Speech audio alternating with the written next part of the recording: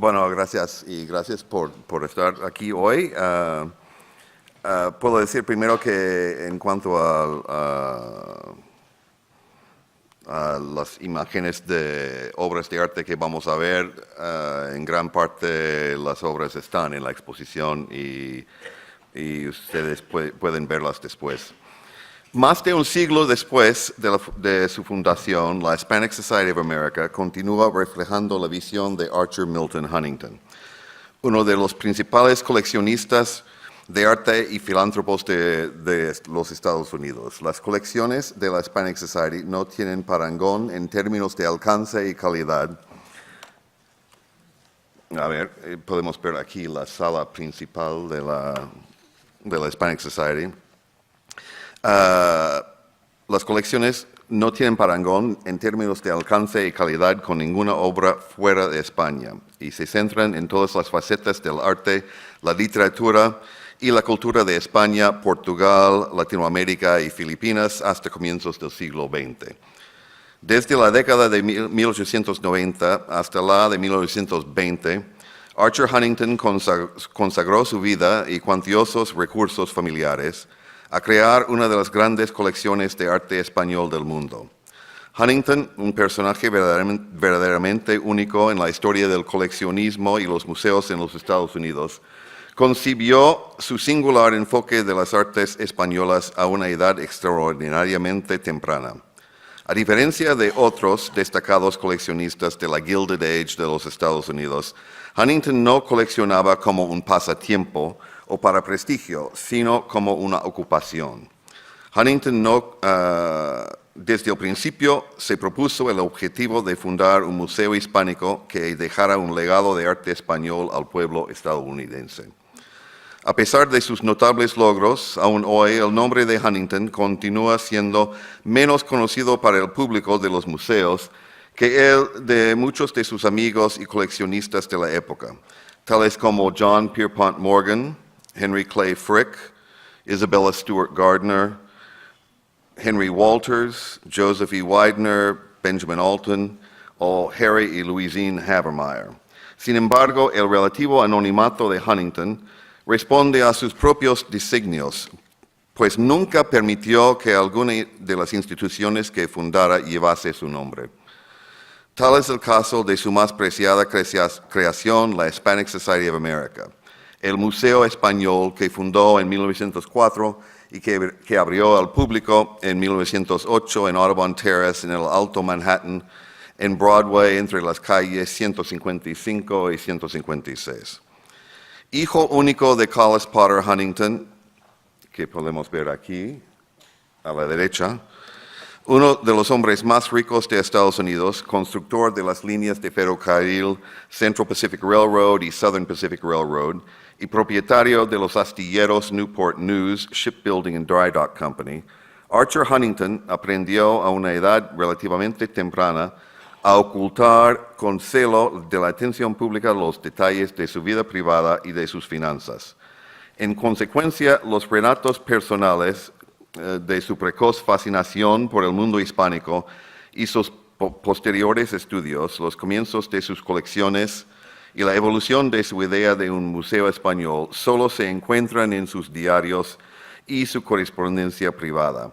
La abultada correspondencia que mantuvo con su más íntima amiga y confidente, su madre, Arabella Duval Huntington, comenzó de verdad cuando viajó por primera vez a España en 1892 y continuó hasta la muerte de esta en 1924. Las cartas nos proporcionan abundantes detalles sobre su cambiante visión del cometido, tanto propio como de su museo en el fomento de los estudios hispánicos. Aquí en la foto a la izquierda podemos ver a Arabella Huntington con el niño gigante Archer. Archer Huntington nació en la ciudad de Nueva York el 10 de marzo de 1870, con un peso de nada menos que 5 kilos.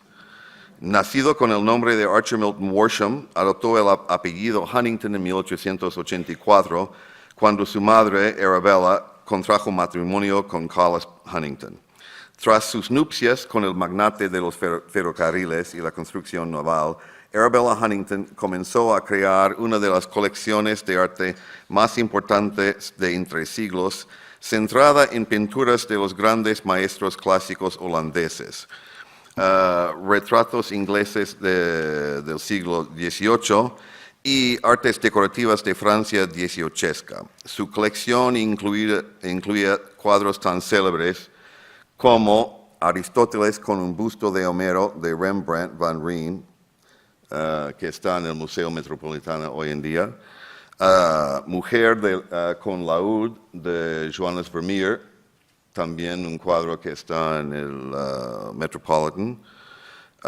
Otro es El joven azul de Gainsborough, quizás el retrato más famoso del 18 de Inglaterra. Y otro retrato inglesa, Sarah Siddons como musa de la tragedia de Joshua Reynolds. Estos dos últimos cuadros ingleses están en la colección del Huntington en California. Tras la muerte de su madre en 1924, la mayoría de las colecciones de Callas y Arabella Huntington fueron donadas a diversos museos, incluyendo el Metropolitan Museum of Art, el California Palace of the Legion of Honor, que hoy en día se llama Fine Arts Museums de San Francisco, y the Huntington Library, Art Collections, and Botanical Gardens.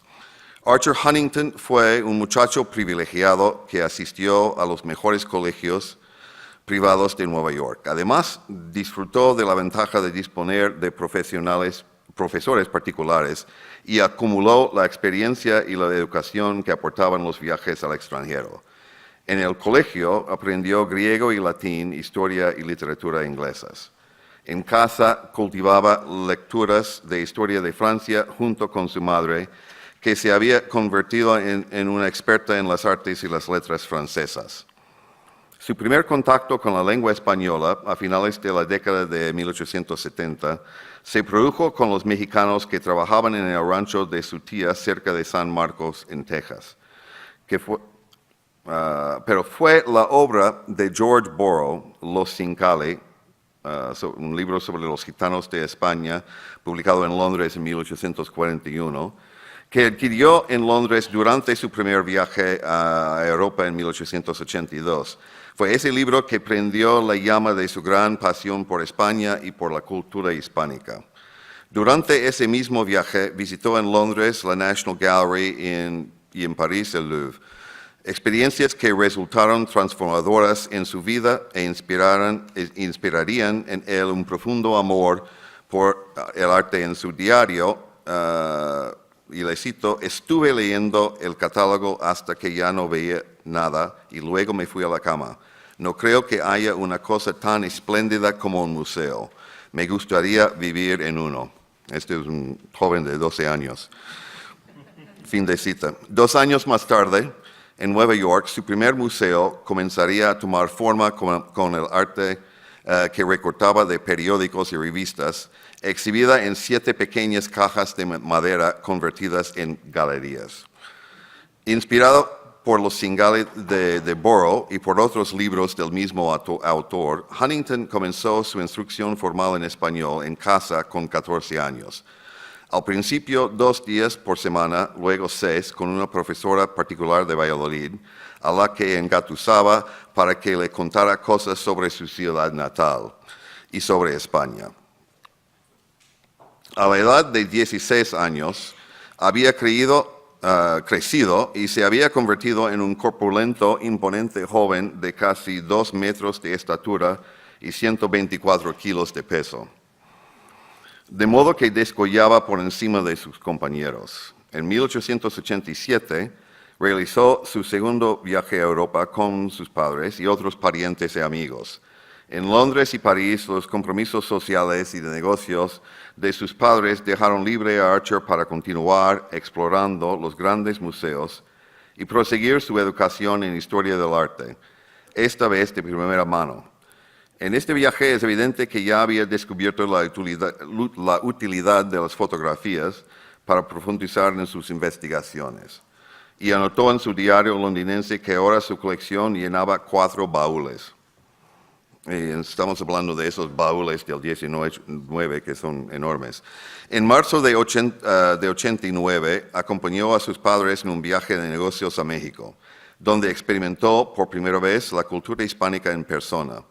Asistió a una cena de gala ofrecida por el presidente Porfirio Díaz en el castillo de Chapultepec y al final tomó la decisión de crear su Museo Español, una determinación que tendría un profundo efecto en el resto de su vida.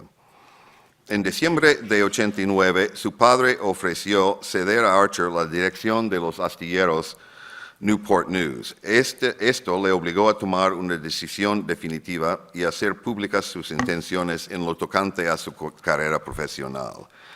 En enero de 1890, Huntington comenzó a hacer realidad su sueño y dijo adiós a las oficinas de los astilleros. Ya oficialmente comprometido con los estudios hispánicos y con su museo, Huntington comenzó a catalogar su biblioteca en español, que en febrero de 1890 contaba con casi 2,000 volúmenes. A finales de ese año había comenzado a planificar su museo. Y podemos ver otra foto de Huntington de esta época. Y el 8 de noviembre de 1890 escribió a su madre, y le cito, «Estoy trabajando en nuevos planes para un museo que te divertirán. Me gustaría saber cuánto espacio de las paredes se desaprovecha en los museos de Estados Unidos en ventanas. Las ventanas de un museo de arte deberían ser pinturas». Fin de cita.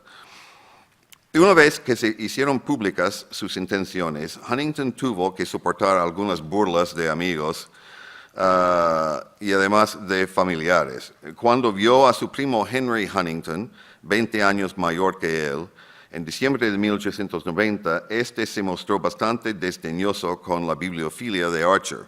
Y cuando Archer sugirió que él también debería empezar a coleccionar libros, Henry le dijo que tenía cosas mejores en que emplear su tiempo. Un encuentro más amargo tuvo lugar el 1 de enero de 1891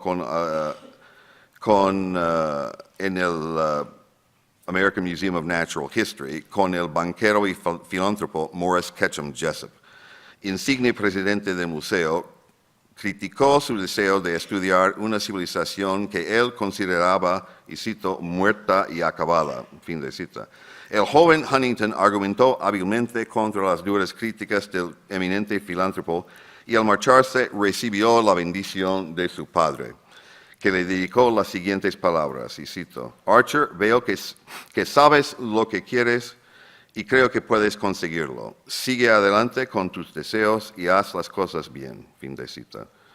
Como parte de la preparación de su primer viaje a España, Huntington pasó la mayor parte del año 1891 inmerso en clases intensivas de árabe con un profesor particular, dado que lo árabe también formaba parte de su amplio programa de estudios hispánicos.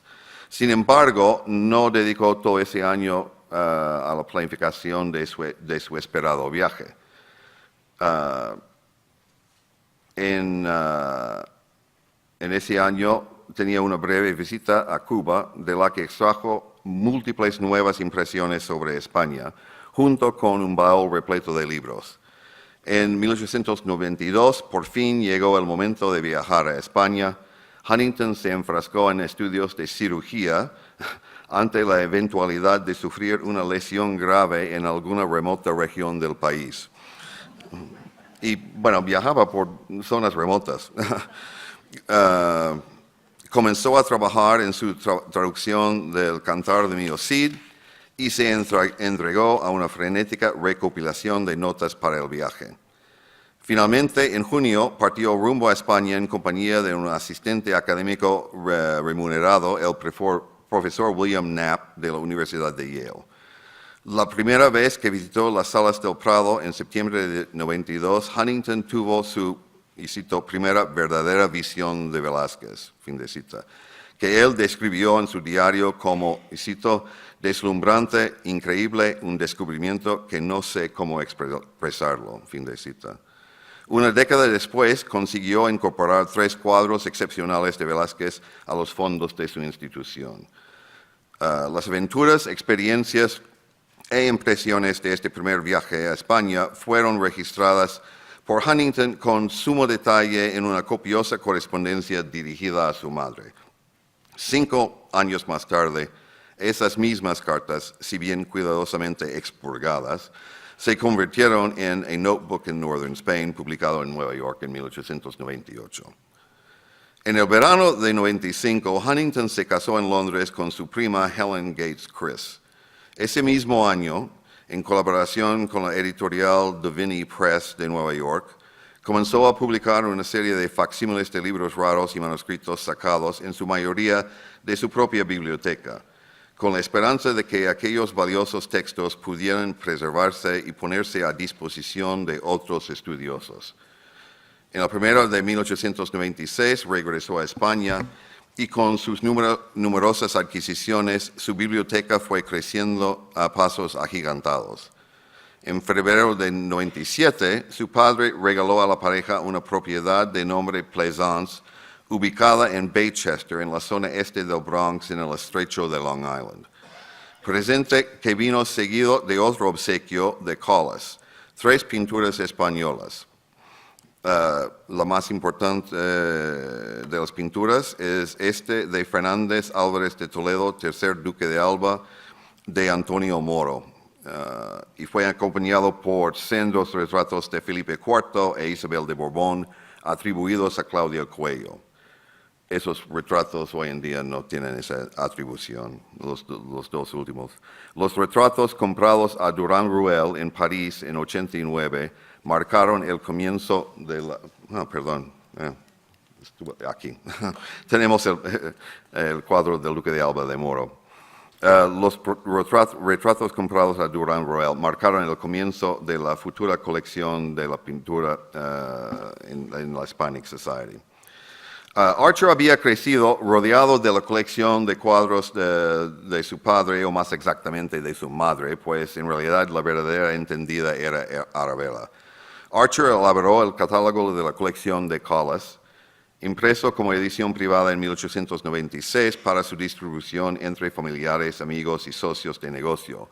Contenía ilustraciones de 145 cuadros, la mayoría de artistas europeos y norteamericanos del siglo XIX, con predominio de pintores de la escuela de Barbizon y del Salón de París.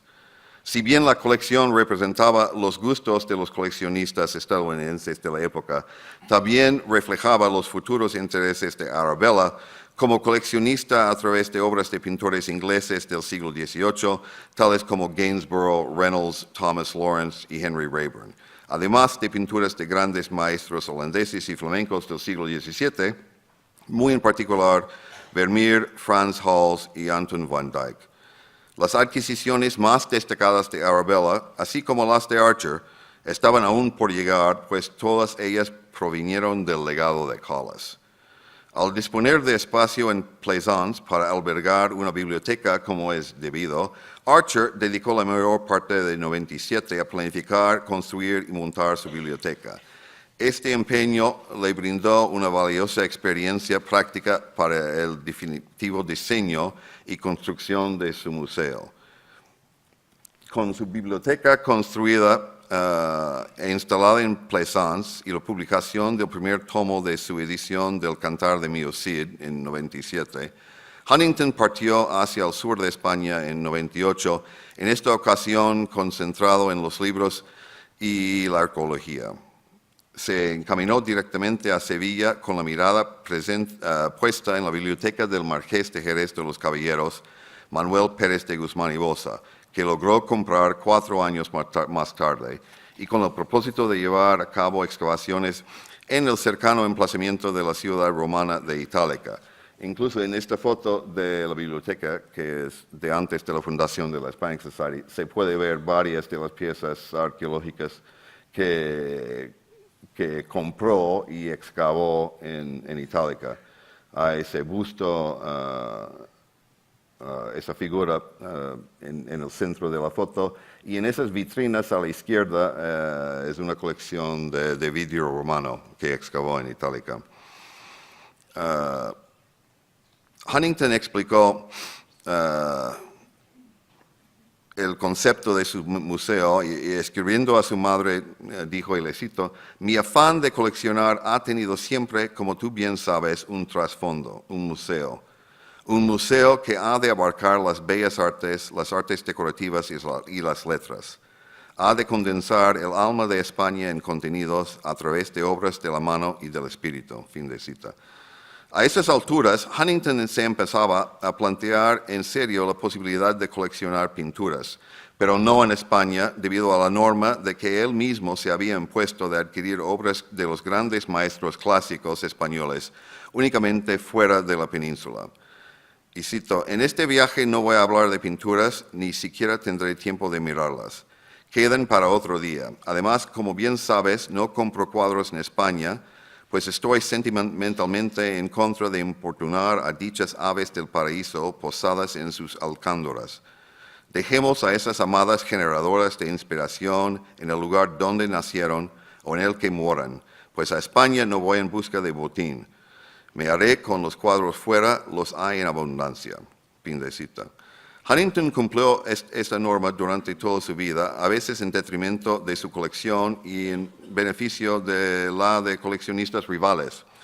Al final, esta política no lo colocó en una situación de desventaja tan grave, ya que muchos de los cuadros adquiridos en España por coleccionistas estadounidenses en torno al cambio de siglo resultaron ser a la postre errores de atribución, copias e incluso falsificaciones. Al descubrir que el arqueólogo francés Arthur Ingle había abandonado sus excavaciones en Itálica, Huntington se las arregló para arrendar el solar e inició sus propias excavaciones en enero de 98. Los tesoros descubiertos en Itálica, una empresa que se vio truncada por el estallido de la guerra estadounidense,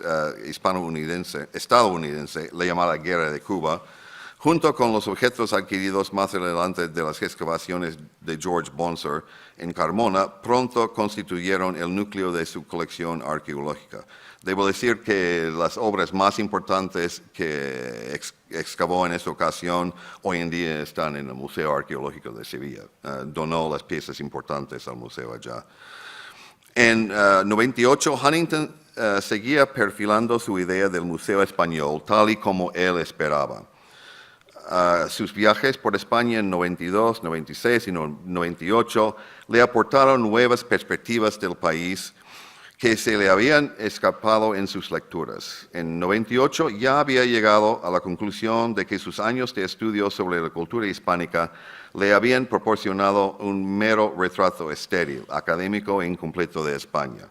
A través de la interacción personal con individuos de todos los estamentos sociales y en particular con los de las zonas rurales, Huntington tenía la sensación de haber descubierto por fin el alma de España en sus gentes. Huntington pasó los 6 años siguientes en una vorágine de actividad, incluyendo la publicación de unos 40 facsímiles, si bien su principal ocupación siguió siendo la creación de su museo. Tras la muerte de su padre en 1900, heredó los recursos necesarios para realizar importantes adquisiciones e iniciar en serio una colección de arte. En enero de 1902 compró la codiciada Biblioteca del Marqués de Jerez de los Caballeros, la más exquisita colección privada en la época de literatura española antigua. Si bien era consciente de que inevitablemente la adquisición de tan valiosa biblioteca sería objeto de controversia en España, Huntington estaba convencido de que a la larga contribuiría al fomento de los estudios hispánicos. Al parecer, su reticencia hasta ese momento a empezar una colección de pintura se basaba en la falta de recursos necesarios para reunir un grupo importante de obras de los grandes maestros de la pintura clásica española, así como en las dudas acerca de sus conocimientos sobre arte pese a los más de 10 años de estudio e investigación. Huntington le contaba a su madre en su diario que en los años siguientes a 1894, cito, creo que podría haber dicho de una vez dónde se encontraba en España o la península cualquier cuadro famoso de origen español. Yo los había visto casi todos. Esto me fue útil más adelante cuando empecé a comprar seriamente. Mis notas y lista estaban llenas y había fotos y libros. La pintura obviamente es la más fácil y la más difícil de las artes. En las artes decorativas, cualquier tonto con dinero puede ser coleccionista y puede aprender datos y cifras. Fin de cita. En 98, desde Sevilla, Archer manifestaba en una carta su consternación ante el tiempo invertido en documentarse sobre pinturas españolas. He llenado tantos cuadernos de vanas palabras sobre pinturas que casi me avergüenza el tiempo perdido. Y digo perdido porque mientras viva creo que nunca escribiré nada sobre pintura. ¿Recuerdas las interminables hileras de ejemplares críticos sobre pintores y su arte que hay en mi biblioteca? Fin de cita. Tal vez la razón principal de su indecisión proviniera de observar la relación de su madre con asesores y marchantes de arte, unas amistades basadas en el interés. Arabella ya había sucumbido al influjo del marchante londinense Joseph Duveen, que fue el principal y más importante agente en sus más célebres adquisiciones, al igual que en las de otros destacados coleccionistas americanos, incluidos Benjamin Altman, Henry Clay Frick, Andrew Mellon y J.P. Morgan. Los recelos de Archer en cuanto a los peligros del mercado de arte se vieron confirmados de inmediato por una desafortunada compra al marchante parisiense Jacques Seligman, sobre la que Huntington comentaría, y cito, desde la disputa con Seligman acerca de su pintura, la que le devolví, he recibido un trato más amable de otros marchantes. Pero es difícil conseguir que un marchante vea en un estadounidense algo más que una víctima recubierta de oro, lista para ser sacrificada en el matadero y hervir su piel para extraerle el oro. A veces resulta tedioso. Fin de cita. No es de extrañar que acabara anidando en él una contumaz desconfianza hacia todos los aspirantes a asesores y marchantes, en particular hacia Joseph Duveen, cuyas artimañas describe en su diario, y cito, el persuasivo e impecable Duveen, ese tejedor de promesas de distinción para coleccionistas nostálgicos, es el más ducho hechicero del negocio de la pintura. Su bien engrasado arrojo no conoce la derrota. Pocos se le resisten. El planteamiento de Duveen es magistral. Su leve arqueo de la cabeza recuerda a una serpiente encandilando a un ave temblorosa. La sutileza de sus modales, el agradable perfume del prominente pañuelo, el ademán de esas manos que cuida con especial pulcritud, la velada alusión a la intuición y el insinuado deseo de aprobación aún a costa de toda intención lucrativa. Y Duveen quiere venderme cuadros españoles, pero en este preciso momento no deseo encomendarle semejante empresa. Fin de cita.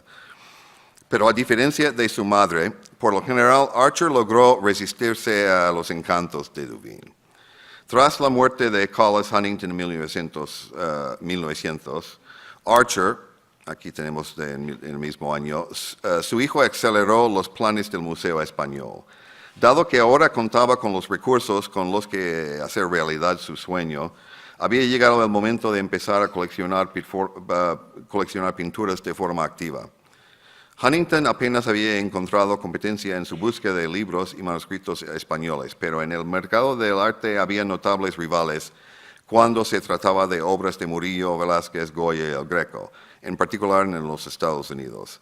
A mediados del siglo XIX, Bartolomé Esteban Murillo ya se había convertido en uno de los preferidos de los estadounidenses, aun cuando hasta más allá de 1900 sus cuadros se conocían en su mayor parte a través de copias. También Diego Velázquez había obtenido el beneplácito de los coleccionistas americanos de finales del siglo XIX, después de que popularizasen sus obras destacados pintores estadounidenses como Thomas Eakins, Mary Cassatt y John Singer Sargent, que habían viajado a España para estudiar e imitar las técnicas del maestro. Para desventaja de Huntington, la ávida búsqueda de cuadros de Goya y del Greco por parte de los Havemeyer, alentada por su asesora Mary Cassatt, Fue un acicate para la rápida expansión del gusto por estos dos artistas en los Estados Unidos. No obstante, Huntington ya había trazado su propio esquema mental en pos de una exhaustiva colección de arte español, que incluiría ejemplos representativos de los principales períodos, escuelas y artistas. En el caso de los libros, la adquisición de colecciones enteras había resultado económica y eficiente, pero como no tardaría en aprender, no podía aplicarse el mismo método a las pinturas.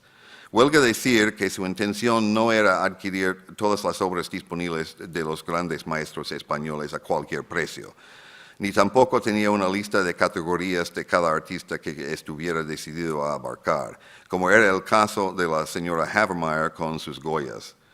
Prefirió conformarse con exponer en su museo una obra auténtica y característica de cada uno de los artistas deseados, algo que en ocasiones sucedió tal y como describiría en su diario durante un viaje de coleccionismo realizado en París en 1904. Y cito: "Siempre he coleccionado teniendo en mente las claras limitaciones de la cantidad de material que deseo comprar, siempre en consideración de lo necesario que es ofrecer una perspectiva amplia, pero sin duplicidades. Estas limitaciones no me han ayudado sobremanera a reducir el número de piezas apropiado para presentar un compendio coherente, y a menudo he dejado atónitos a mis amigos marchantes al rechazar un objeto sobre el que la mayoría de los coleccionistas se habrían abalanzado con afán". Y fin de cita. Por encima de todo, evitaba escuchar la opinión crítica de los marchantes y en su lugar prefería actuar según su propio conocimiento e instintos. Los años de estudio lo habían preparado bien para la tarea que tenía entre manos, tal vez se hallaba mejor preparado que nadie. Por eso no evitó que cometiese los errores habituales en los coleccionistas principiantes. Por entonces, la historia del arte era aún una disciplina joven y eran pocos los auténticos expertos en la pintura española, si bien esto no impedía a sus amigos artistas e historiadores del arte ofrecerle con insistencia sus servicios como asesores. El primero en dar el paso fue Francis Lathrop, un destacado muralista y retratista amigo de la familia que en 94, con otros pintores, había realizado los murales para el palacete de Arabella en la Quinta Avenida. La amistad de Huntington con Lathrop se remontaba al menos a 1895. A petición de Huntington, Lathrop viajó a Madrid en 1901 para realizar copias en el Prado de las obras de Velázquez, Las Hilanderas o La Fábula de Aracne y Las Meninas. En su camino de regreso con escala en Londres, Lathrop compró para Huntington al conde de Carlisle el retrato de Velázquez, Juan de Pareja, hoy en día considerado una copia. En algún momento anterior a 1904, también le compró a Lathrop dos tablas castellanas del siglo XV, San Martín Obispo y la Misa de San Martín. En 1903, Lathrop le vendió un retrato de Eleonora de Toledo atribuido a Agnolo Bronzino. Seguido en 1904 por un grupo de 10 pinturas que incluía el retrato de Velázquez de Camilo Estali, que Lathrop compró para Huntington hacia 1902 en París en la Galería Trotti. Dos retratos de aristócratas del siglo XVII adscritos a Juan de Pareja y 5 retratos anónimos del siglo XVII representando a la princesa de Éboli, María Reina de Hungría, el infante don Fernando de España, Felipe III y un hombre desconocido. Todas obras que están en almacén. Menos el Velázquez. Con motivo de la fundación de la Hispanic Society, Huntington designó a Lathrop miembro del patronato y lo nombró director artístico, puesto que ocupó hasta su renuncia en 1908. Además, Lathrop le vendió otras 3 obras entre 1904 y 1907, un boceto de Goya que se suponía preparatorio el 3 de mayo de 1808 en Madrid, o Los fusilamientos que están en el Museo del Prado, pero ese cuadro que compró Huntington ahora está atribuido a Eugenio Lucas Velázquez. También compró el dramático Cristo con la cruz a cuestas de Juan de Valdés Leal y un boceto al óleo de Mariano Fortuny. En 1907, Huntington pagó a Lathrop para que se encargara de colgar los cuadros en la galería principal de la Hispanic Society, hoy día ya terminada. Después, el pintor le ofreció sus servicios como consultor a comisión para la compra de obras de arte. No obstante, Huntington declinó la oferta con el siguiente alegato. Cito: prefiero no consultar a nadie, de manera que la responsabilidad solo recaiga en mí. Además, dado que colecciono con un plan preestablecido, nadie estaría de acuerdo conmigo. Fin de cita. En una carta a un amigo en 1919, años más tarde, Huntington describió la metodología que había utilizado en la compra de cuadros, y le cito: siempre he comprado mis cuadros con mi propio ojo, aun si a veces con dudas, y no sé de otra manera de hacerse competente que esto. Mi receta es, primero, ver todos los cuadros posibles de un artista. Segundo, estudiarlos por la mañana si es posible. Tercero, dedicarse a ese artista mientras sea posible.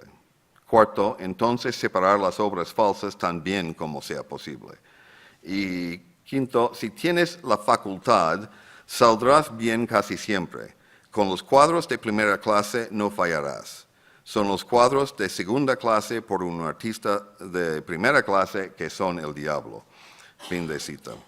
El 18 de mayo de 1904, con terrenos adquiridos en Alto Manhattan y una dotación inicial ya asignada, Archer Huntington formalizó el acta fundacional de una biblioteca y museo español de carácter público que habría de llamarse The Hispanic Society of America. El objeto de la entidad sería el fomento del estudio de las lenguas, la literatura y la historia españolas y portuguesas. Y aquí tenemos una foto del edificio recién construido. En poco más de un año el edificio estaba construido, si bien se dedicarían 2 años más a la disposición meticulosa de las colecciones, todo ello bajo la supervisión directa del propio Huntington. En previsión de la inauguración de su museo, continuó ampliando las colecciones con la importante compra a Deauville en París de una custodia realizada entre 1572 y 1085 por Cristóbal Becerril. Con la inauguración oficial de la Hispanic Society el 20 de enero de 1908, Huntington por fin consiguió tener listo el vehículo a través del cual podría convertirse en paladín de España en América. En el momento de la fundación de la Hispanic Society en 1904, la joven colección de Huntington albergaba únicamente 23 pinturas, la mayoría de las cuales habían sido adquiridas a través de Lathrop. De las obras españolas, tan solo la autoría de las pinturas de Moro Valdés Leal y Camilo Estali de Velázquez no ha sido cuestionada, mientras que la mayoría del resto hace tiempo que perdieron su atribución. Cuando la Hispanic Society abrió sus puertas al público en 1908, Huntington había casi duplicado el número de obras, principalmente mediante una única compra realizada en 1906 de 14 pinturas procedentes de la galería de Charles Sedlmayr en París. Este grupo incluía 5 pinturas de Goya, 4 de Murillo, 3 de Francisco Zurbarán, una de Juan Pantoja de la Cruz y una más de Juan Carreño de Miranda. En su premura por llenar las paredes del nuevo museo, Huntington cometió el grave error de confiar en las atribuciones y procedencias del marchante, en lugar de en sus propios conocimientos e instinto. A la postre, tan solo 2 obras de primer orden salieron indemnos del fiasco. Tenemos el retrato del general Alberto Foraster de Goya, que es de 1804, y la Inmaculada Concepción de Carreño de Miranda, que es de 1670. Salvo uno de los Murillos, El Buen Pastor, hoy en día considerado como una obra de su círculo, los 11 restantes carecen por completo de interés. En torno a esa misma época, Huntington también compró a Sedlmayr 3 obras del Greco que no han corrido mejor suerte con el paso del tiempo. Santiago el Mayor procede de su taller, Cena en casa de Simón, que es en realidad una obra rara bien documentada de su hijo, Jorge Manuel, y la tercera, Virgen con plato de cristal, que es una falsificación moderna.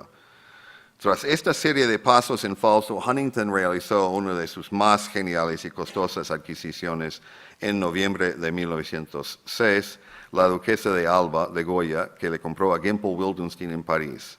En este caso no cabía ni la misma mínima duda sobre su calidad o autenticidad, ya que la procedencia del retrato se podía rastrear hasta colección del propio artista, así como hasta la Galería Española de Luis Felipe de Orleans. Huntington, aunque por las malas, parecía haber aprendido de su madre la lección de que las pinturas importantes tienen un precio.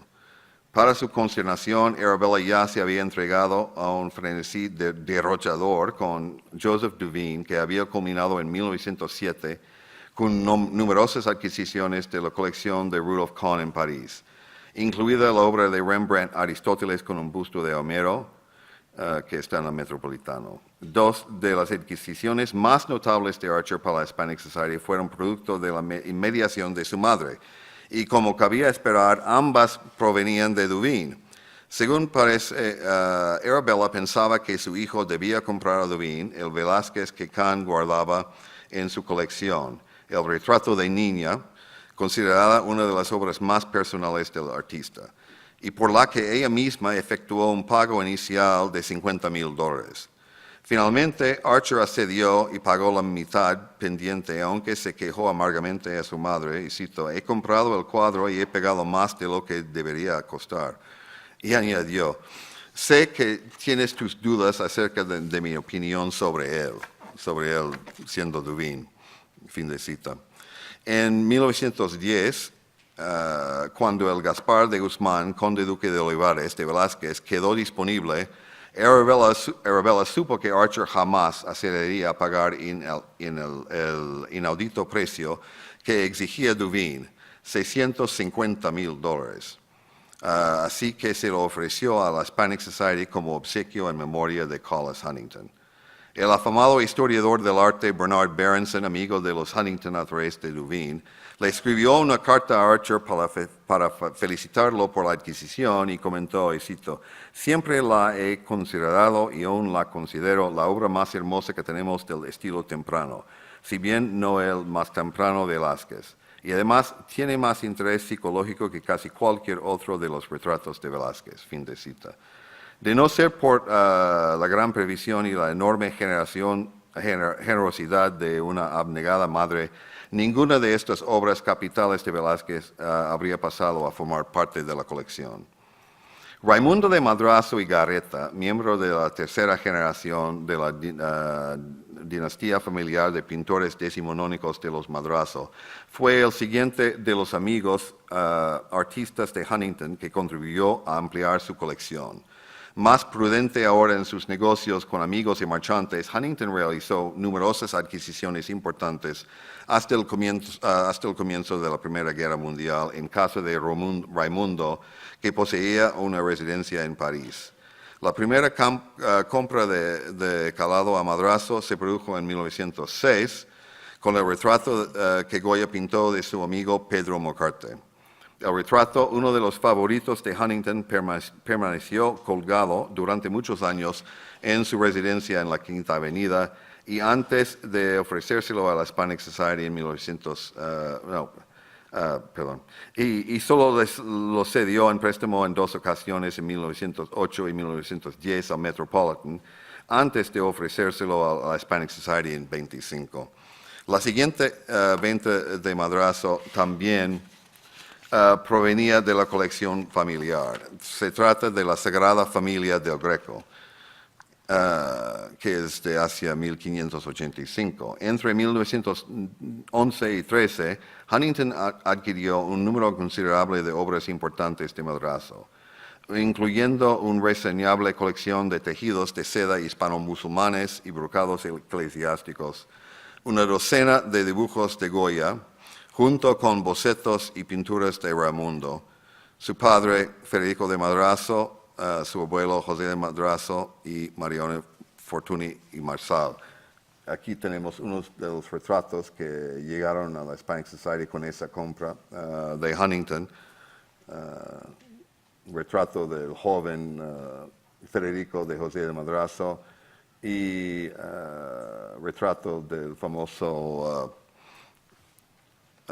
pintor francés Jean-Auguste Dominique Ingres de 1833, realizado por Federico a los 18 años de edad. Y también de los cuadros de Fortuny que compró en esta ocasión hay unas obras excepcionales que en gran parte podrán ver en la próxima exposición de Fortuny aquí en el Prado, que son Árabes subiendo una colina, su magistral copia del retrato de Pedro Mocarte, que hemos visto antes, que está en la colección de la Hispanic Society, y el pórtico de la iglesia de San Ginés. Con su colección de antiguos maestros de la pintura clásica ya muy avanzada, Huntington comenzó a centrarse en las obras de artistas contemporáneos con el fin de completar su antología del arte español. Las puertas de la Hispanic Society solo llevaban abiertas al público unos pocos meses cuando en 1908 Huntington partió de nuevo hacia España. En París se reunió con Ignacio Zuloaga, el pintor vasco de fama mundial. Su obra ofrecía una visión única de la España negra. Así le invitó a celebrar una exposición en Nueva York al año siguiente. Y mientras estuvo en Londres, Huntington descubrió los soleados lienzos de Joaquín Sorolla, el pintor español de la luz cuya obra se exhibía en las Grafton Galleries. Sin duda, Archer se sintió cautivado por la obra de Sorolla, ya que comenzó de inmediato a hacer planes con agentes londinenses para organizar una exposición en la Hispanic Society también el año siguiente. Dado que los dos artistas ofrecían visiones dispares de España y que Sorolla le propuso enviarle un número desproporcionado de obras, Huntington decidió presentar a ambos artistas en muestras independientes, empezando por Sorolla. La exposición de Sorolla causó una sensación de inmediato y atrajo a casi 660,000 visitantes entre el 4 de febrero y el 8 de marzo de 1909. La primera exposición especial de Huntington supuso un éxito sin precedentes que otorgó reconocimiento internacional y granjeó encendidos elogios tanto a Sorolla como a la Hispanic Society. En esta muestra, Huntington tuvo la oportunidad de adquirir algunas de las mejores obras de Sorolla, incluyendo Sol de la Tarde. Aquí vemos la exposición Sol de la Tarde, donde estuvo en la exposición, y aquí tenemos los cuadros individuales de Sol de la Tarde, Después del Baño, que está en la exposición aquí ahora, y Idilio en el Mar, que está también en la exposición.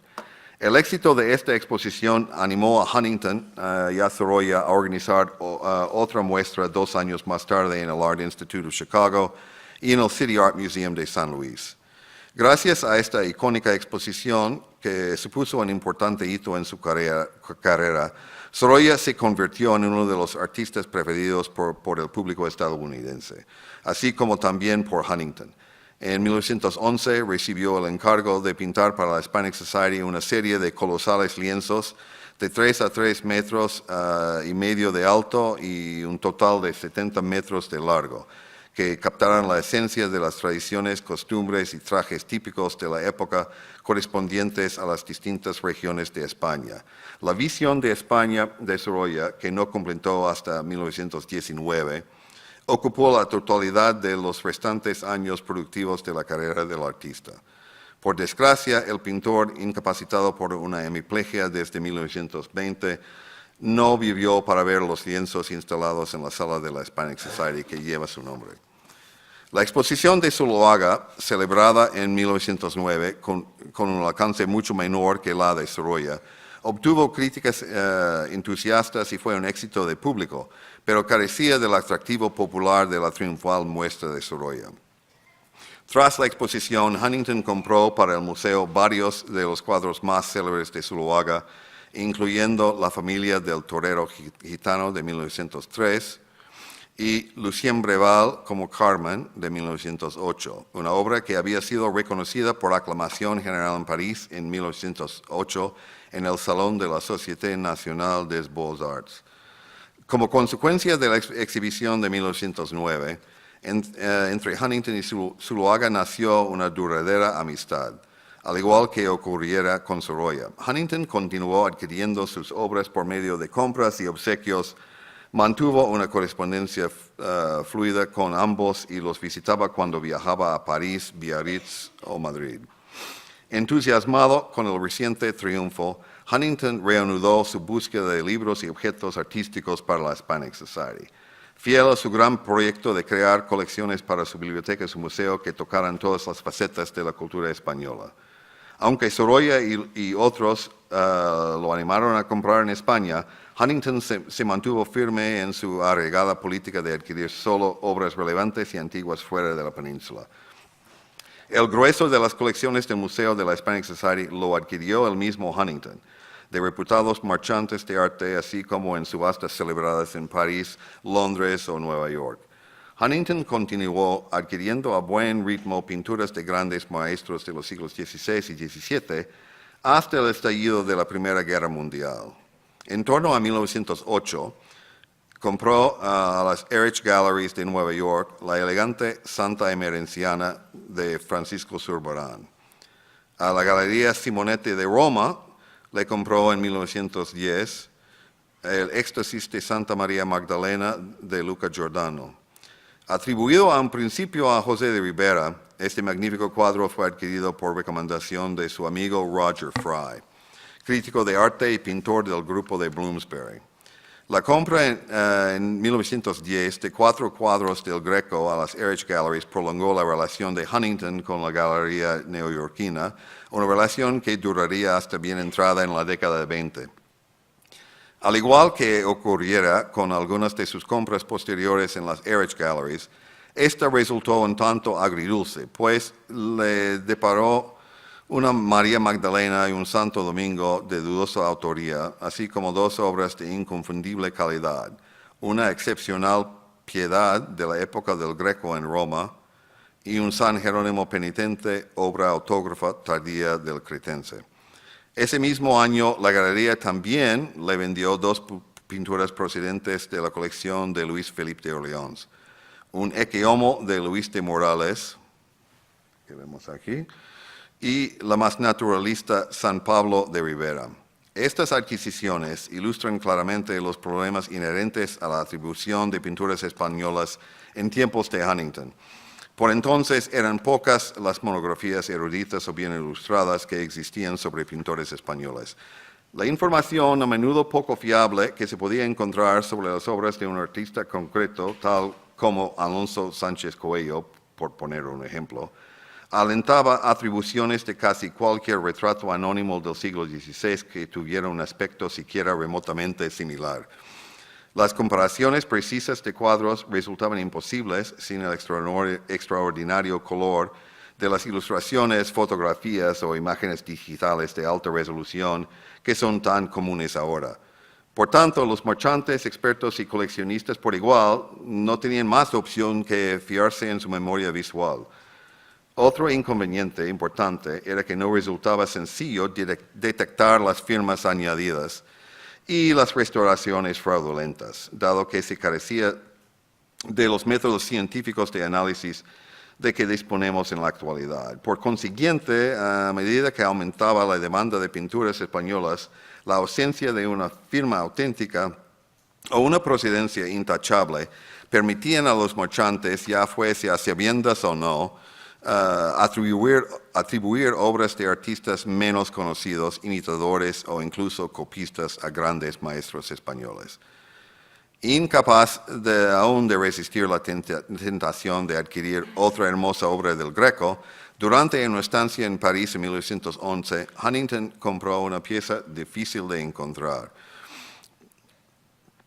La obra autógrafa Retrato en miniatura de un hombre, de 1886 hasta 90, una de las pocas miniaturas que hizo el Greco. Al año siguiente, y a través de la Galería Trotti de París, compró el retrato de Carlos II con armadura de Carreño de Miranda y una obra que anteriormente se hallaba en la colección del Duque de Parma. En su esfuerzo por presentar un resumen exhaustivo del arte español, Huntington también buscó obras de pintores del siglo XVII prácticamente desconocidos fuera de España.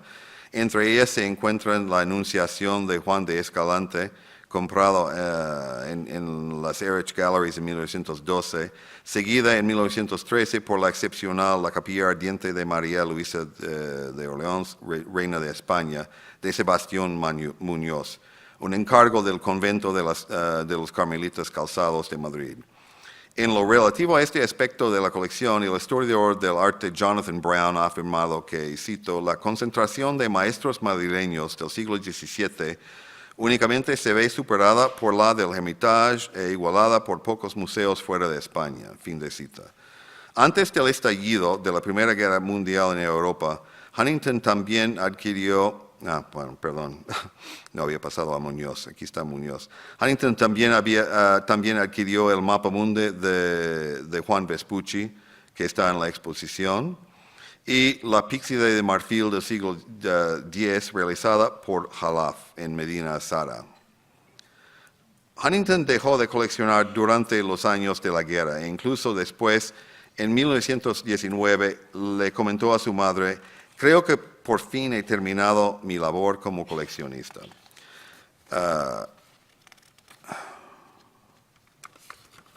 Sin embargo, cambió de idea y poco a poco reanudó su actividad, comenzando en 1920 con la compra de una notable pareja de trampantojos de Marcos Fernández Correa, que compró en una subasta en las Anderson Galleries de Nueva York.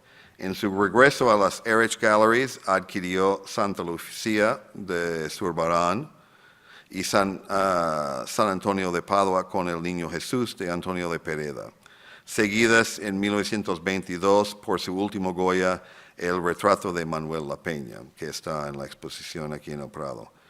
Pero habiendo completado en gran medida su plan respecto a las obras antiguas, Huntington volvió de nuevo su atención hacia los artistas contemporáneos, tanto sus favoritos como los que faltaban en la colección. A lo largo de la década de 20 amplió sus colecciones con obras de artistas estadounidenses en España, como el Baile Español de John Singer Sargent, un cuadro que es el heraldo de su famoso El Jaleo, y su copia a partir de una obra atribuida por entonces a Velázquez, Enano con un perro.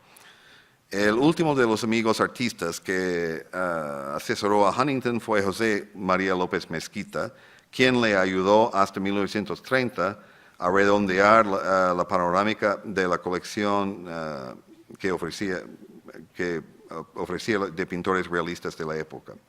Llama la atención la ausencia de cuadros de algunos de los más destacados artistas de Barcelona, algo que vino a remediar en parte la adquisición en 28 de varias obras excepcionales: Calvario en Sagunto, A la caída de la tarde, de 1901, de Santiago Rusiñol, y La Santera, de Ramón Casas. En los años que siguieron, las colecciones de la Hispanic Society continuaron creciendo por medio de adquisiciones y obsequios, muchos de ellos de su fundador.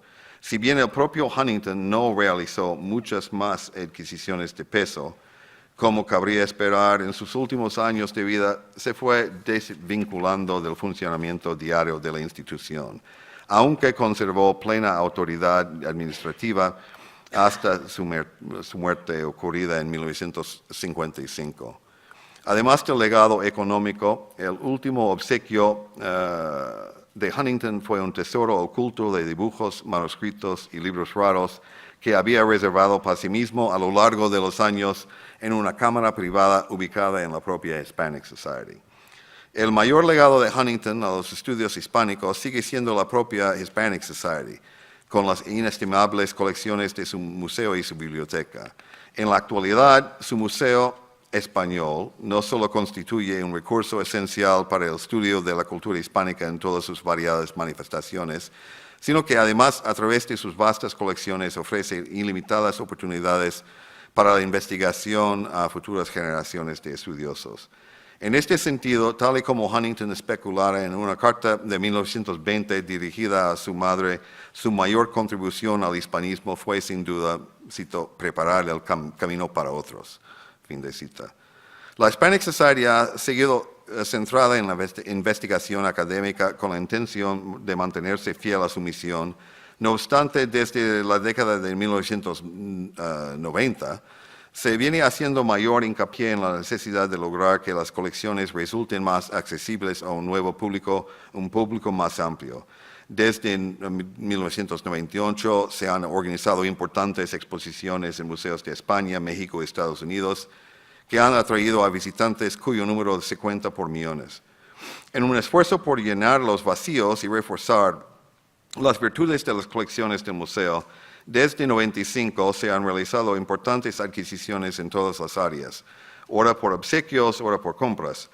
Entre las obras de pintores y escultores españoles se incluyen La Roser de Isidre Nonel, El hijo pródigo guardando cerdos de Murillo, San Acisclo de Pedro de Mena, Santa Marta y Santa María Magdalena de Juan de Juni, y Marineros de Castro Urdiales de José Gutiérrez Solana.